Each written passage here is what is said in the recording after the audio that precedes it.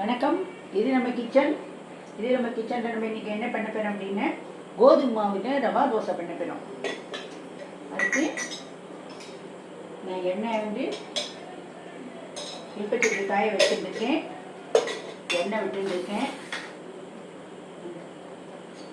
கடுகு வச்சு விரட்டு, பச்சை மிளகாயை கட் பண்ணி வச்சுருக்கேன், வெங்காயம் நறுக்கி வச்சுருக்கேன். இதை வந்து இதில் போட்டு நல்லா வதக்கணும். வதங்கினதுக்கப்புறம் இது ஆறணும். இப்போ கடுகு வெடிக்கிறது, நான் பச்சை மிளகாயை போடுறேன். இப்போ வெங்காயத்தையும் நான் போடுறேன். இந்த வெங்காயம் வதங்கிறதுக்காக கொஞ்சம் உப்பு போடுறேன். இந்த வெங்காயத்துக்கு உப்பு,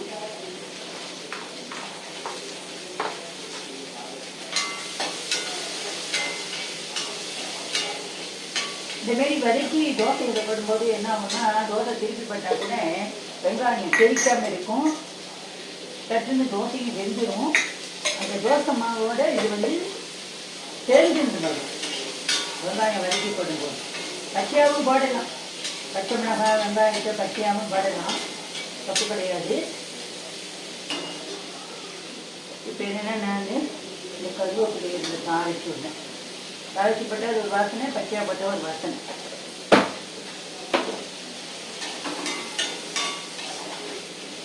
இது கொஞ்சம் வதங்கி வரணும். அதுக்குள்ளே நம்ம என்ன பண்ணுறோம்னா மாவு மெஷர்மெண்ட் எடுத்துக்கலாம். நான் வந்து நீங்கள் எந்த கப்பில் வேணாலும் எடுத்துக்கலாம். நான் இதில் 2 கப்பு கோதுமை மாவு எடுத்துக்கிறேன்.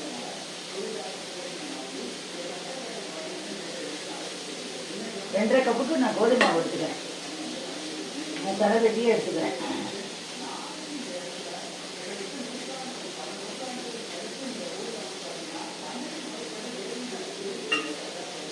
ரெண்டு போட்டுருக்கேன்.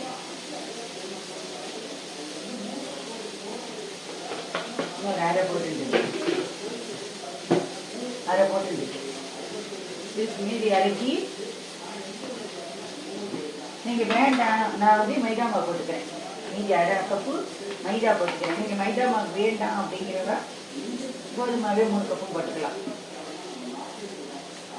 இப்போ என்னைக்கோ ஒரு நாள் தான் சேர்க்குறோம், என்னைக்கோ ஒரு நாள் இப்போ ரேராக சேர்க்கறதுனால ஒன்றும் தப்பு கிடையாது. இப்போ மொத்தம் இது வந்து 3 கப்பு ஆச்சு.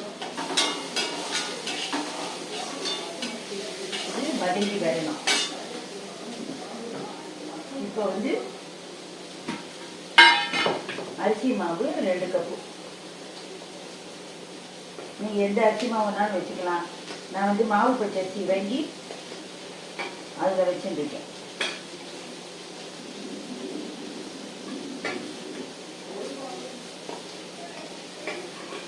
மாவு பச்சரிசி வாங்கி களைஞ்சி உணக்கிட்டு வெயிலில் உணக்கி நல்லா மறுமணி நினைஞ்ச உடனே மிஷினில் அரைச்சி வச்சுருக்கேன். நான்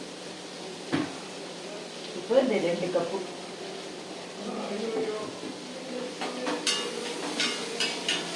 இப்போ இது என்னன்னா வதங்கிருக்கு. இது வதங்கட்டும். இப்போ ரவை போடணும். அதுக்கு ரவை 1.5 கப்பு ரவை. மொத்தத்தில் 2.5 கப்பு கோதுமை மாவு, 1/2 கப்பு மைதா மாவு, 1.5 கப்பு ரவை, 2 கப்பு அரிசி மாவு. இது வதங்கிட்டு நான் இதை ஆஃப் பண்ணிடுறேன். இது ஆறிட்டு இருக்கட்டும். நீங்கள் மைதா வேண்டாம் அப்படிங்கிறவங்க ஃபுல்லாக கோதுமை மாவையும் போட்டுக்கலாம். இது வதங்கி இருக்கட்டும். அவ்வளோதான், இதோட வேலை முடிஞ்சு கொடுத்து இந்த மெஷர்மெண்ட்டை நீங்கள் நிறைய பேர் இருக்கிறவாட வந்து இந்த மெஷர்மெண்ட்டை டபுள் ஆக்கிக்கலாம், இல்லை வந்து நீங்கள் சிங்கிளாகவும் பண்ணிக்கலாம், என்ன வேணால் பண்ணிக்கலாம். இதுக்கு தேவையான உப்பு இதில் பாதி அளவு கூட எடுத்துக்கலாம். இல்லை நீங்கள் இதே அளவு போட்டு கரைச்சிட்டு ஃப்ரிட்ஜில் வச்சுட்டு உங்களுக்கு தேவையான மாவு எடுத்து வாத்துக்கலாம். தேவையான உப்பு போட்டு வச்சு ஜீரகத்தை நம்ம இப்படியே போட்டுக்கலாம். அவ்வளோதான். இந்த மாவை நல்லாவே மிக்ஸ் பண்ணிக்கிறோம். மிக்ஸ் பண்ணிட்டு இதுக்கு நல்லா ரவா தோசை அளவுக்கு நிறைய ஜலம் விட்டு கரைச்சிக்கணும்.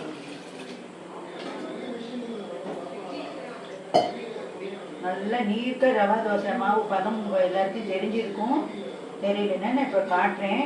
யங்ஸ்டர்ஸ் இந்த புதுசாக கல்யாணம் ஆகி வந்து வரைக்கும் கொஞ்சம் பழக்கம் வர வரைக்கும் கொஞ்சம் கொஞ்சமாக செஞ்சு நீங்கள் உங்கள் எக்ஸ்பீரியன்ஸை டெவலப் பண்ணிக்கோங்க. நான் இந்த தண்ணி எல்லாத்தையும் விட்டுட்டேன்.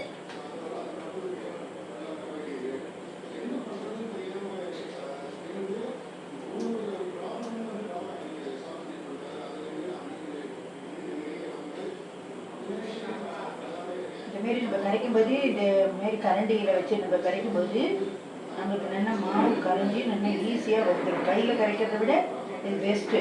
இதுமாரி கரண்டி இல்லாதவா ஒரு கரண்டி வாங்கிக்கோங்க. இல்லை வேண்டாம் அப்படிங்கிறவா மிக்சியில் கூட ஒரு அடி அடிச்சுக்கலாம்.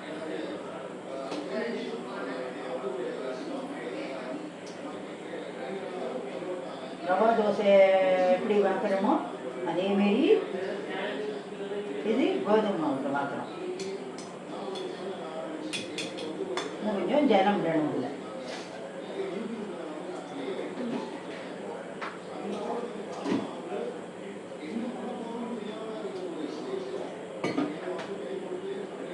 நான் இது கரைச்சிட்டு உங்களுக்கு காட்டுறேன். இப்போ நம்ம நல்லா மாவு கரைச்சிட்டோம்.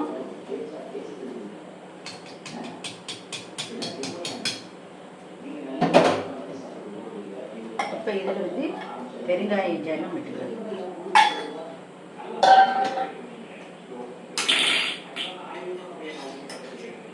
நெய் விட்டுக்கிறோம் வாசனைக்காக.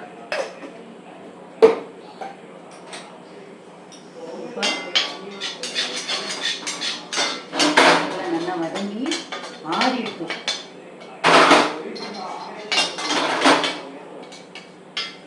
இதில் போட்டுக்கிறோம்.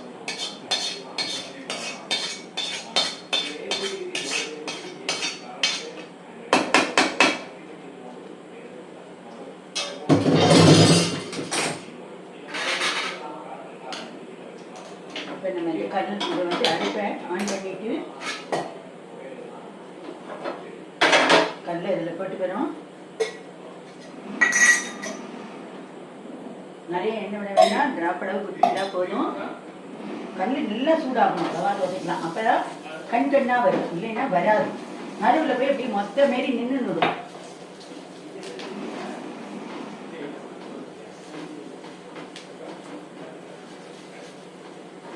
ரெண்டு தோசை வாக்குற வரைக்கும் கொஞ்சம் இதுவாக இருக்கும். அதுக்கப்புறம் நார்மலாக வர ஆரம்பிச்சிடும்.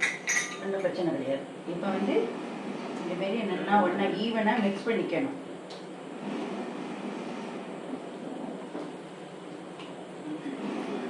நீங்கள் வந்து உங்களுக்கு தேவையான அளவு ஒரு தோசை பார்த்துக்கோங்க. தண்ணி தேவையாக இருந்தால் அதுக்கப்புறமா விட்டுக்கலாம்.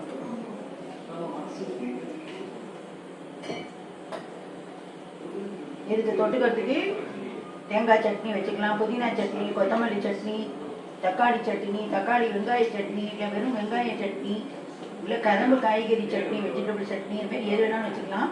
இப்போ அடுப்பு காய்ஞ்சி விட்டு நம்ம இந்த வாக்கணும்.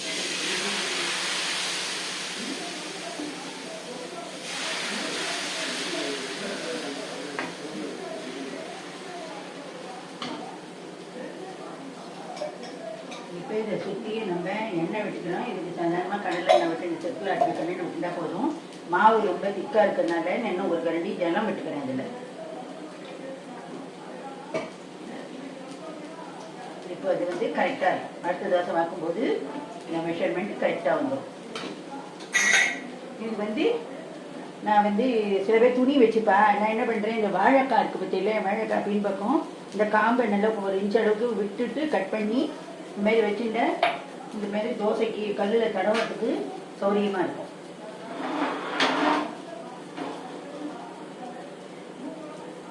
இப்போ இது நல்லா வெந்து வரணும். இது ரவா தோசை வந்து வெந்துடும் போது ஓரமெல்லாம் தானாகவே எழும்பிக்கும்.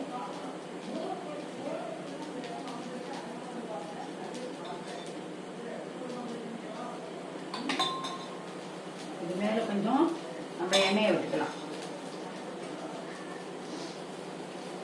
இது ரொம்ப நல்லா ரொம்ப அருமையாக இருக்கும்.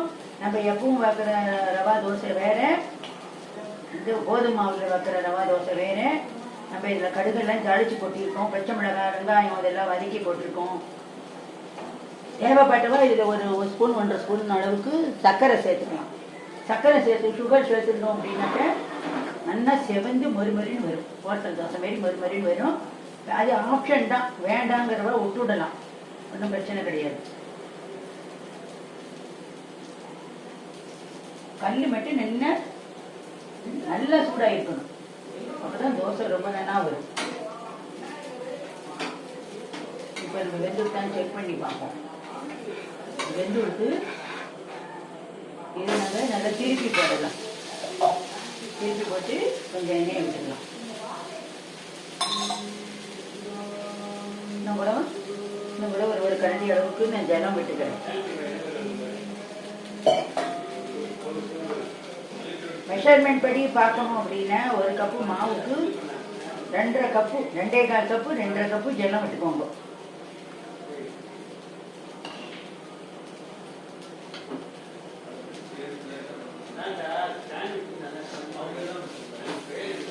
வெங்காயத்தை பச்சையாகவும் போடலாம், இந்தமாரி வதக்கியும் போடலாம். இதுலேயும் வெஜிடபிள்ஸ் போட இருந்தால் துருவி போடுங்க. பீட்ரூட்டோ கேரட்டோ இந்த மாதிரி இதெல்லாம் துருவி போட்டுக்கலாம்.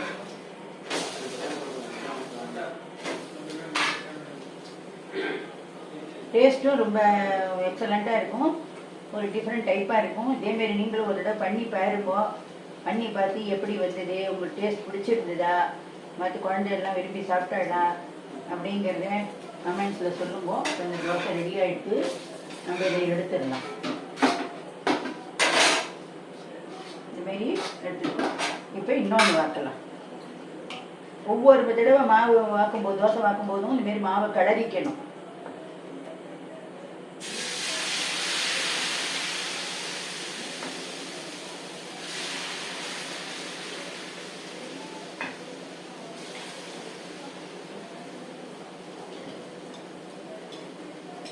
ரவா தோசை பிடிக்காத வடையானே இருக்க மாட்டேன், ரொம்ப ரேர் தான்.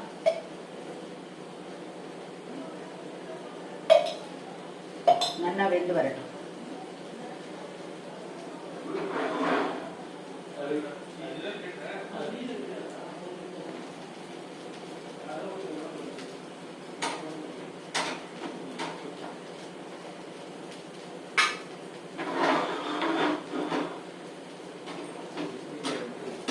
வெந்தெடுத்து நம்ம திருப்பி போட்டுக்கிறோம். நீங்கள் என்ன பண்ணுறேன், பச்சை மிளகா வந்து இந்த மாதிரி நறுக்கி போட்டால் குழந்தையெல்லாம் காரமாக இருக்குது சாப்பிடாது அப்படின்னு தோணுச்சுன்னா பச்சை மிளகா பேஸ்ட்டும் அரைச்சி போட்டுடலாம். இல்லை அப்படின்னா மிளகு கூட போடலாம். மிளகை பொடி பண்ணி மிளகை போடலாம், இன்னும் தப்பு கிடையாது. மிளகு ஹெல்த்துக்கும் நல்லது, ரொம்ப நல்லா இருக்கும். திரும்ப ஒரு மெஷர்மெண்ட் சொல்லிடுறேன். 3 கப்பு கோதுமை மாவு, 1.5 கப்பு ரவை, 2 கப்பு அரிசி மாவு. கோதுமை குறைச்சுட்டு பண்ணுறதா இருந்தால் 2.5 கப்பு கோதுமை மாவுக்கு ஒரு 1/2 கப்பு மைதா போட்டுக்கலாம். இன்றைக்கி ஒரு நாள் பண்ணுறது தப்பு இல்லை, இப்படியும் பண்ணலாம் அப்படியும் பண்ணலாம். இங்கே பண்ணி பாருங்க.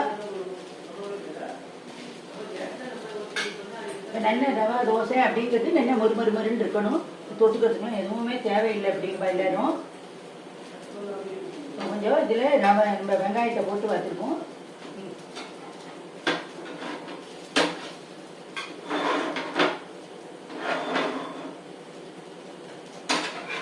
இப்போ வந்து பாத்தாச்சு. நம்ம இதை எடுத்து இதுமாரி போட்டுருவோம்.